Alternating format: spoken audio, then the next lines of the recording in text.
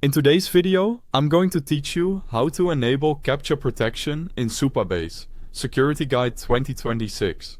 Captcha adds an extra verification step to your authentication flow, so automated scripts and bots can't overwhelm your sign-up or login forms. In just a few clicks, you'll turn this on directly inside your project, and I'll share a few practical tips along the way. Start by opening your browser and heading to supabase.com. Sign into your account the way you normally do. This part is quick. Enter your credentials, complete any multi-factor prompts you've set up, and you'll land on your Supabase dashboard. If you're already signed in, you'll be taken straight there.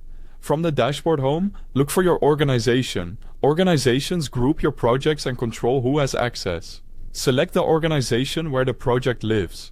This ensures you're applying the setting to the right place, especially if you manage multiple environments such as development, staging, or production.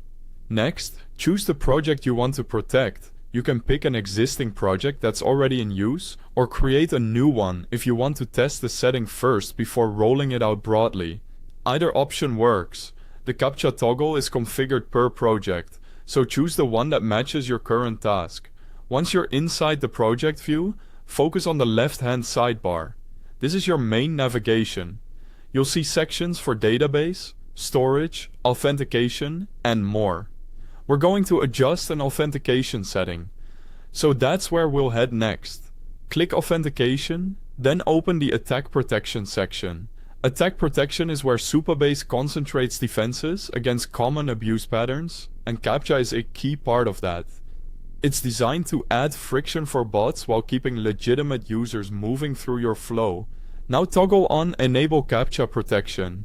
This activates Captcha for your project's Auth endpoints, so users may be asked to complete a challenge when they sign up or log in, depending on how your flow is configured.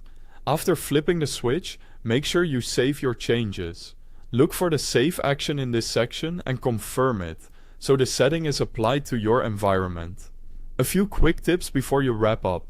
Give it a test by opening your app's sign up or login in a private window and verifying the Captcha appears as expected. If you use a custom front end, make sure your client code follows Supabase's recommended approach for handling Captcha challenges. Finally, balance security with user experience. Captcha is most effective on public-facing forms that get the most traffic. That's it. You've enabled Captcha protection in Supabase and added a solid layer of defense to your authentication flow.